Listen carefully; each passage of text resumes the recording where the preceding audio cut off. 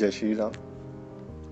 अभी तो पीछे बहुत कमेंट आए थे, उसमें कह रहे थे कि ऐसे करना है और फिर मुझको ये करना है, गुरुजी हमको ये करना है। तो उसके तो जवाब दिए नहीं, क्योंकि इसका तो केवल एक ही जवाब है, भगवान नाम।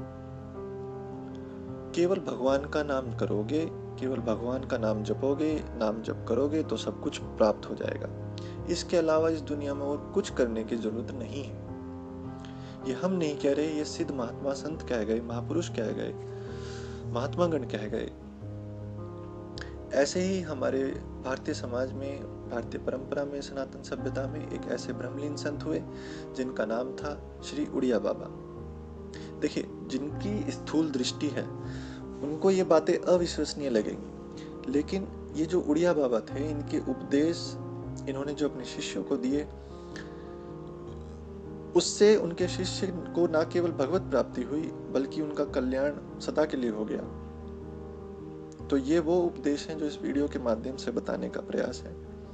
हालांकि उस समय तो जब गुरुओं का आशीर्वाद होता था तो उपदेशों के साथ साथ शिष्य और भी बहुत कुछ प्राप्त करते थे, लेकिन YouTube के माध्यम से केवल वचन ही देने का प्रयास हो रहा है।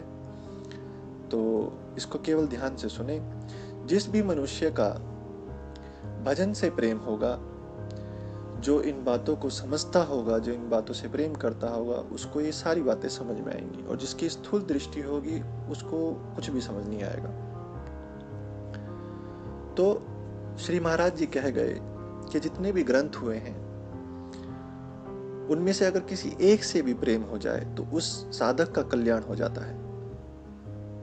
दूसरा उन्होंने कहा कि भगवान नाम करो, बस केवल नाम जपो भगवान का, इससे ही सब कुछ प्राप्त हो जाएगा। सब कुछ जो भी आपको चाहिए वो सब प्राप्त हो जाएगा। आजकल बहुत से ऐसे योगी हैं जो पैसे लेकर सिखाते हैं, फिर चाहे वो क्रिया योग हो, फिर चाहे वो हठ योग हो, यहाँ तक कि ध्यान लगाना भी पैसे देकर वो सिखाते हैं। तो योग और भोग सीखने की चीज नहीं है, वो समय आने पर स्वतः ही प्राप्त हो जाती है। बस भजन करते रहना चाहिए, नाम जप करते रहना चाहिए, यही ठीक है। सामान्य मनुष्य को तो ईश्वर, शास्त्र और गुरुदेव के अधीन ही रहना चाहिए। भगवान राम भी जब उठते थे ना सुबह प्रातः काल, तो सबसे पहले अपने गुरुदेव के चरण पकड़ते थे, उनको प्रणाम करते थे। ठीक है, तो ये तो ईश्वर हैं, ये तो पशु हैं, ये तो ऐसी चीजें हैं, भगवान, पशु, मनुष्य, कि इनको अपना आचरण नहीं भूलना चाहिए। यहां तक कि ईश्वर भी नहीं भूलते।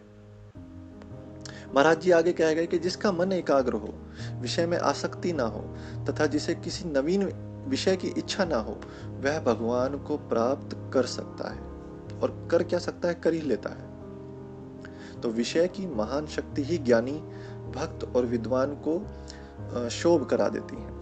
अतः विषय चिंतन नहीं करना चाहिए। इंद्रियों में विचार करने वाला पुरुष का मन विषय से आसक्त हो जाता है। इसलिए हम तुम्हें यह सिद्धांत की बात बताते हैं कि तुम विषय त्याग करने के लिए सर्वदा वीर बने रहो, विषयों के प्रति सर्वदा सावधान रहो। एक साधक के लिए विषयी पुरुष का संग जो है और विषय में प्रेम, ये पतन के कारण है। ईश्वर में प्रेम होने से जो दूसरी विषयों का प्रेम है वो दूर हो जाता है। परमात्मा में चित्त आसक्त हुए बिना कोई भी साधक सिद्ध अवस्था को प्राप्त नहीं कर सकता। साधक को शरीर स्वस्थ और खान पान का संयम रखना चाहिए। अगर कोई वस्तु पास में भी पड़ी हो तो साधक का इतना संयम होना चाहिए कि उसका वो भोग ना करे। इतना संयम कम से कम होना चाहिए। भजन गुप्त रखने से भजन की शक्ति बढ़ती है, इसलिए भजन हमेशा गुप्त रूप से करना चाहिए। अपने को भजना नंदी प्रकट नहीं करना चाहिए कि भाई मैं देखो भजन कर रहा हूँ। भजन से कभी तृप्त नहीं होना चाहिए कि अरे वाह, हमने तो इतना भजन कर लिया, आज तो मजा आ गया। कभी भी हमेशा ये लगना चाहिए कि आज तो बहुत कम हुआ, चाहे आपने कल से ज्यादा किया हो। तो भगवान से किसी सांसारिक विषय की याचना नहीं करनी चाहिए कि प्रभु देखना वहां आज ये ऐसा वैसा हो गया। नहीं, साधकों को सांसारिक बातें अच्छी नहीं लगनी चाहिए। उनको नफरत होनी चाहिए सांसारिक विषयों के ऊपर बात करना, परंतु साथ ही ये भी प्रकट नहीं होने देना चाहिए कि उसे सांसारिक बातें अच्छी नहीं लगती, वरना तो जीना मुश्किल हो जाएगा और लोग कर देंगे। तो दिखावटी तो कुछ भी नहीं होना चाहिए। पाप कर्म, छल कपट, मान धन, स्त्री, आसक्ति, पर निंदा, पर चर्चा की, ये सब जितनी भी आदतें हैं, धूर्तता है, पाखंड है, इन सब से मनुष्य को बचना चाहिए। झूठ एक ऐसी चीज है जो महापाप बताती है, शास्त्रों में इसको महापाप बताया, इसलिए झूठ कभी भी नहीं बोलना चाहिए। ठीक है। साधक को सांप्रदायिक झगड़ों में नहीं पड़ना चाहिए। निरंतर जप, पाठ, पूजन और ध्यान में ही समय बिताना चाहिए। एकांत स्थान में रहने का अभ्यास करना चाहिए। निद्रा, आलस्य, इन सब का त्याग करना चाहिए और तब जाके भगवान नाम का जप करना चाहिए। ये तब ज्यादा सफल देगा जब आप किसी चीज को त्याग कर भगवान का नाम करते हो। बहुत गहरी और गुप्त बातें बता रहा हूँ। आसक्ति छोड़कर किए हुए सब कर्म भजन के ही अंतर्गत आते हैं। सब प्रकार के दुखों को शांतिपूर्वक सहना चाहिए। क्रोधी के प्रति क्षमा और बैरी के प्रति प्रेम करना चाहिए तथा अपना बुरा करने वाले के साथ भी भलाई करनी चाहिए। अपने को सबसे छोटा मान लो, सबसे दीन मान लो तो सब कुछ प्राप्त हो जाता है। कभी भी अपने ओहदे का, अपने धन का, आपकी मान मर्यादा का अभिमान नहीं करना चाहिए। किसी का दोष नहीं देखना चाहिए। किसी से घृणा नहीं करना है। कम बोलना है, जितना कम बोलो उतनी ज्यादा उन्नति होती है। सदा सत्य और मीठे वचन बोलना चाहिए जब भी आप बोलो। यथासाध्य सबकी सेवा करनी चाहिए। दीनों पर दया करनी चाहिए। बेजुबान जानवरों पर दया करनी चाहिए। विवाह उत्सव में, जन समूह में जितना हो सके उतना कम जाना चाहिए। जितने भी पाप के कार्य हैं उनसे सावधान रहना चाहिए। ईश्वर में पूर्ण विश्वास रखना है चाहिए। ये सभी साधक के आवश्यक गुण उसके अंदर होने चाहिए। सुवर्ण और स्त्री, मनुष्य को इन दोनों से बचकर रहना चाहिए। ये भगवान की प्राप्ति में, भगवत प्राप्ति में बाधा डालती हैं। ये खाई है, ये आपके और भगवत के बीच में एक खाई बना देती है। ठीक है। और इस खाई को यमराज का मुंह कहते हैं, शास्त्रों में बताया है। ये उड़िया बाबा के संदेश है। तो अविनाशी भगवान और जीव के बीच में 3 धाराएं हैं, जिसे नदियां भी बोलते हैं, कुल, कांचन और कामिनी। जो इन तीनों को पार कर लेता है, इनमें आसक्त नहीं होता, वह भगवान के पास पहुंच जाता है, भगवत प्राप्त कर लेता है। 3 बातें सदा याद रखनी चाहिए: दीनता, आत्मचिंतन और सद्गुरु सेवा। जो भजन के लिए विघ्न है वो बात आपको बताते हैं। लोक में मान प्रतिष्ठा होना, देश देशांतर में ख्याति होना, धन लाभ होना, स्त्री में आसक्त होना, संकल्प सिद्धि अर्थात जिस पदार्थ की इच्छा हो उसी का प्राप्त हो जाना।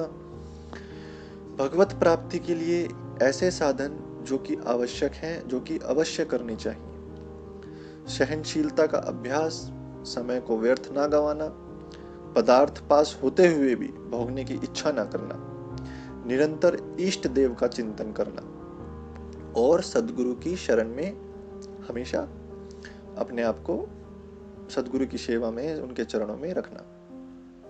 श्री भगवान 4 मनुष्य पर बहुत ज्यादा अधिक प्रेम करते हैं और 4 पर अधिक क्रोध करते हैं। तो सबसे पहले वो बता रहे हैं जिनसे वो अधिक प्रेम करते हैं। पहला, दान करने वाले पर प्रेम करते हैं, लेकिन जो कंगाल होते हुए भी कुछ दान करता है उससे वो अधिक प्रेम करते हैं। शूरवीर पर वो बहुत प्रेम करते हैं, लेकिन जो शूरवीर विचारवान होता है उस पर वो अधिक प्रेम करते हैं। दीन पर प्रेम करते हैं, लेकिन जो धनी होकर भी अपने आप को दीन और तुच्छ मानता है उससे वो अधिक प्रेम करते हैं। भक्तों को बहुत प्रेम करते हैं, लेकिन जो बचपन से या अपनी जवानी से ही भक्ति करता है उस पर तो वो कतई रीझ जाते हैं। बिल्कुल ऐसी 4 आपको बातें बता रहे हैं जिससे वो अधिक क्रोध करते हैं भगवान जो है। पहला, लोभी पर क्रोध करते हैं, किंतु जो धनी होकर भी लोभ करता है उस पर तो अधिक क्रोध करते हैं। पाप करने वाले पर क्रोध करते हैं, किंतु जो बुढ़ापे में पाप करता है उस पर अधिक क्रोध करते हैं। अहंकारी पर क्रोध करते हैं, किंतु जो भक्त होकर अहंकार करता है उस पर अधिक क्रोध करते हैं। क्रिया भ्रष्ट पर क्रोध करते हैं, किंतु जो विद्वान होकर क्रिया भ्रष्ट करता है उस पर अधिक क्रोध करते हैं। विश्वास करो मंगलमय श्री हरि का, वो तुम्हारे साथ निरंतर खेल रहे हैं। दुखी मत हो। दुखी क्यों होते हो? दुखी होना अपने को अविश्वास की अवस्था में डालना है। सारी परिस्थितियों के रचयिता केवल ईश्वर है। जिन प्रभु ने तुम्हें पैदा किया है, जिन प्रभु ने तुम्हारी जीवन रक्षा के लिए नाना वस्तुओं की सृष्टि की है, जिन प्रभु ने सूर्य और चंद्रमा जैसी मनोहर दिव्य वस्तुएं तुम्हें दी हैं, वे ही प्रभु तुम्हें बुद्धि योग भी प्रदान करेंगे। किंतु आवश्यकता है तो उस सर्वशक्तिमान का नाम जप करने की, अपने को उनके ऊपर छोड़ देने की, निछावर कर देने की, समर्पण कर देने की। अपनी सारी अहंता को, ममता को उन्हीं के चरणों में रख दो। अहंकार और ममता ही बंधन है। बंधन में क्यों पड़े हो? इस महादुखदायी बंधन को अपना महाशत्रु समझकर उतार कर फेंक दो।